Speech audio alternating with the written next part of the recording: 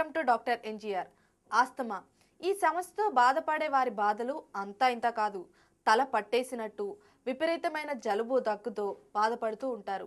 అసలు ఈ సమస్య ఎందుకు వస్తుంది, ఎవరిలో వస్తుంది, ఇవాల్టి డాక్టర్ ఎన్జిఆర్ కార్యక్రమంలో తెలుసుకుందాం. ఈ సమస్య గురించి డాక్టర్ సుధీర్ ప్రసాద్ వివరిస్తారు.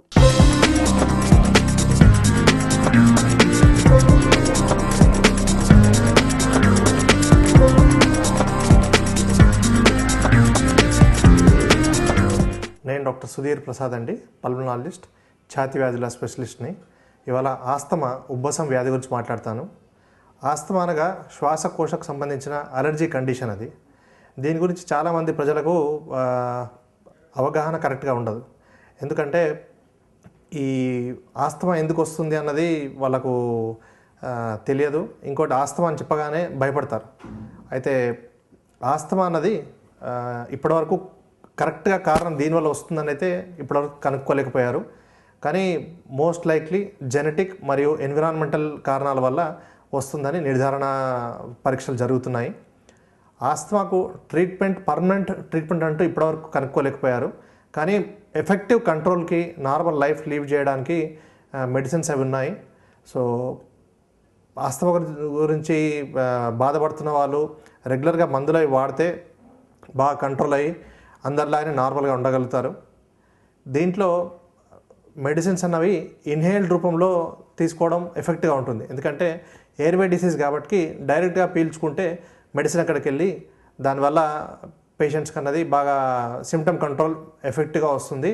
అండ్ డోసేజ్ ఆఫ్ మెడికేషన్ కూడా చాలా తక్కువగా ఉంటుంది అనమాట. ఇప్పుడు మాత్ర రూపంలో తీసుకుంటే సేమ్ మెడిసిన్ చాలా డోస్లో తీసుకోవాల్సిన అవసరం ఉంటుంది. సో ఇన్హేల్డ్ మెడికేషన్ గురించి కూడా అవగాహన లేక చాలామంది అంటే అవి అడిక్షన్ అవుతుంది అని చెప్పి వాడడం జరగదు. కానీ వరల్డ్ వైడ్ కూడా effective treatment is inhaled medication. అంటే మనకు ఇన్హేలర్ రూపం కానివ్వండి, డ్రై పౌడర్ ఇన్హేలర్ క్యాప్సల్స్ లాంటివి పీల్చుకోవడం కానివ్వండి, ఇవి వాడడం వల్ల ఆస్తమా అనేది బాగా కంట్రోల్ అవుతుంది. ఆస్తమా అన్నది చిన్నపిల్లల నుంచి పెద్దవాళ్ళకు ఎవరికైనా రావచ్చు. చాలామందికి ఏంటంటే పెద్దవాళ్ళలో ఆస్తమా రాదు అన్నది ఉంటుంది.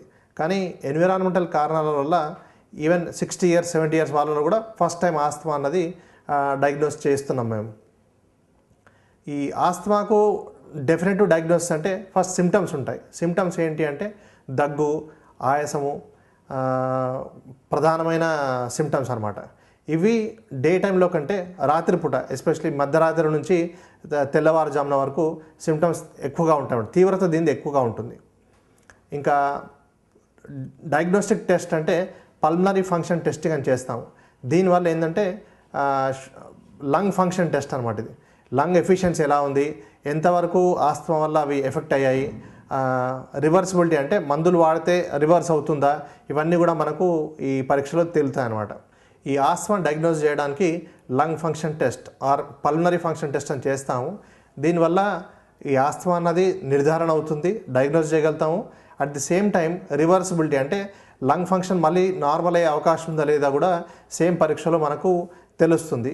దీనివల్ల మెడిసిన్స్ వాడడము, అవి ఎంతకాలం వాడాలి, అవన్నీ కూడా మనకు గైడ్ చేస్తున్నాం ఈ టెస్ట్. సో చాలామందికి ఇది టెస్ట్ చేయలేం కాబట్టి, అంటే ఇప్పుడు రిమోట్ ఏరియాస్లో ఉంటారు, వాళ్ళకి అవైలబిలిటీ ఉండదు. అంటే ఈవెన్ దో సింపుల్ టెస్ట్ అయినా కానీ lack of awareness, lack of availability of equipment వల్ల ఈ టెస్ట్ చేయరు. కానీ చాలామందికి సిమ్టమ్స్ వల్లనే డయాగ్నోస్ చేసి ట్రీట్మెంట్ ఇవ్వచ్చు. వీలైనప్పుడు లంగ్ ఫంక్షన్ టెస్ట్ చేయించుకుంటే అంటే లంగ్ ఎఫిషియన్సీ ఎలా ఉంది, మందులు ఎంతకాలం వాడాలి, అవన్నీ తెలుస్తుంది. ఆస్తమా ట్రీట్మెంట్ అన్నది 2 రకాల మెడిసిన్స్ ఉంటాయండి ఇన్హేల్డ్ మెడికేషన్లో కూడా. ఇందులో ఏంటంటే రిలీవర్ మెడికేషన్ ఉంటుంది. అంటే తీసుకోగానే మనకు సిమ్టమ్స్ తగ్గుతాయి. కానీ దీనివల్ల ఏంటంటే టెంపరీ రిలీఫ్ వస్తుంది మనకు.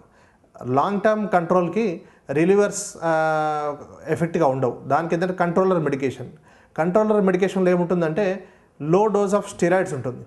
స్టెరాయిడ్స్ వాడడం వల్ల సైడ్ ఎఫెక్ట్స్ వస్తాయని చెప్పి చాలామంది భయపడి అది వాడరు. కానీ స్టెరాయిడ్స్ అన్నది main stay of treatment in asthma. ఈ స్టెరాయిడ్స్ అనేది ఏంటంటే లో డోసే వాడతాం మనం. అంటే లెస్ దెన్ 1 milligram డోస్ ఉంటుంది చాలాసార్లు. ఇంత వాడినప్పుడు లాంగ్ టర్మ్లో పెద్ద ఎఫెక్ట్స్ ఉండవు. మీ ఆస్తమా కంట్రోల్ లేని వల్ల కూడా రకరకాలైన సైడ్ ఎఫెక్ట్స్ రావచ్చు. ఈ ఆస్తమా మెడికేషన్ అనేది 2 రకాలండి, రిలీవర్స్, కంట్రోలర్స్. రిలీవర్స్ అంటేనేమో మనకి ఇమీడియట్గా తీసుకోగానే సిమ్టమ్స్ తగ్గుతాయి అన్నమాట. అది తీసుకోవడం వల్ల చాలామందికి వాళ్ళ సిమ్టమ్ రిలీఫ్ వచ్చి they will feel very happy. అదే కంట్రోలర్ మెడికేషన్ ఏదైతే లాంగ్ టర్మ్లో డిసీజ్ని కంట్రోల్ చేస్తుందో అది వాడినప్పుడు ఇమీడియట్ రిలీఫ్ వచ్చినట్టు ఫీలింగ్ అనిపించదు, కానీ అవి రెగ్యులర్గా వాడడం వల్లనే సిమ్టమ్స్ అన్నది ప్లస్ ఆస్తమా అన్నది బాగా కంట్రోల్ అవుతుంది. అయితే ఈ రెండు రకాల మెడికేషన్ కొంతమందికి రాసినప్పుడు వాళ్ళు ఏం చేస్తుంటారంటే ఈ రెండిట్లో వాడినప్పుడు దీంతో ఎఫెక్ట్గా ఉందని చెప్పి వాళ్ళు కంట్రోలర్ మెడికేషన్ ఆపేసి రిలీవర్స్ మాత్రమే తీసుకుంటూ నెక్స్ట్ టైం మళ్ళీ మా దగ్గరకు వస్తారు, సార్ మీరు రాసిన దాంట్లో ఇది బాగుంది బాగా పనిచేస్తుంది అని. కానీ వాళ్ళకు మళ్ళీ మనం ఏంటంటే పేషెంట్ ఎడ్యుకేషన్ అన్నది చాలా ఇంపార్టెంట్. పేషెంట్ వాళ్ళకు ఉన్న జబ్బు గురించి ఇన్ఫర్మేషన్ తెలుసుకొని నాలెడ్జ్ ఉండడము వాళ్ళ ఆస్తమా కంట్రోల్లో one of the effective tools అనమాట. అంటే నాట్ ఓన్లీ మెడికేషన్, వాళ్ళ జబ్బు గురించి వాళ్ళకి తెలుసుకోవడము అవగాహన రావడం అన్నది చాలా ఇంపార్టెంట్ థింగ్. అంటే ఇండియాలో మనకు పేషెంట్ ఎడ్యుకేషన్ అన్నది అబౌట్ దేర్ ఓన్ కండిషన్ కొద్దిగా తక్కువగా ఉంటుంది, కానీ సాధ్యమైనంత వరకు వాళ్ళకు వాళ్ళ జబ్బు గురించి అవగాహన వచ్చి సిమ్టమ్స్ ఎలాంటివి, జాగ్రత్తలు ఏం తీసుకోవాలి, డాక్టర్ దగ్గరికి ఎప్పుడు వెళ్ళాలి, మెడికేషన్స్ ఎలా వాడాలి, వాడవలసిన పద్ధతి ఏంది, ఇవన్నీ కూడా బాగా తెలిస్తే ఆస్తమా అన్నది బాగా కంట్రోల్ చేసి ఆల్మోస్ట్ నార్మల్ లైఫ్ లీడ్ చేయొచ్చు. అలాంటి మధ్య మధ్యలో అంటే హాస్పిటలైజేషన్ అవసరం పడే కండిషన్ కూడా మనం తగ్గించేయచ్చు. ఆస్తమా వల్ల పూర్వము డెత్స్ అనేవి జరిగేవి, ఇప్పుడు ఆస్తమా రిలేటెడ్ డెత్స్ అన్నవి వరల్డ్ వైడ్ చాలా తగ్గిపోయాయి. స్టిల్ ఇండియాలో అక్కడక్కడ మనం చూస్తున్నాము, కానీ over a period of time asthma గురించి డాక్టర్స్ అంటే జనరల్ ఫిజిషియన్స్లో వాళ్ళలో కూడా జనరల్ ప్రాక్టీషనర్స్లో అవేర్నెస్ రావడము, ఆస్తమా అవేర్నెస్ పెంచడం వల్ల పేషెంట్స్కి వాళ్ళ వ్యాధి గురించి ఎలాంటి సిమ్టమ్స్ వచ్చినప్పుడు ఏం చేయాలని తెలుస్తుంది. At the same time hospitalisations, చాలామంది ఆస్తమా సివియర్గా అటాక్ వచ్చి హాస్పిటల్ అడ్మిట్ అయ్యి చాలా డబ్బులు ఖర్చు అవడము, కొన్నిసార్లు వెంటిలేటర్ పెట్టాల్సిన అవసరం రావడము, అలాంటి ప్రమాదాలన్నీ తగ్గించేయచ్చు.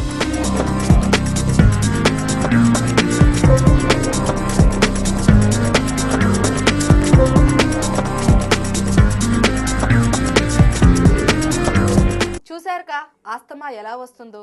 దీని గురించి మరిన్ని వివరాలు తెలుసుకునే ముందు డాక్టర్ ఎన్జీఆర్లో ఒక బ్రేక్ తీసుకుందాం.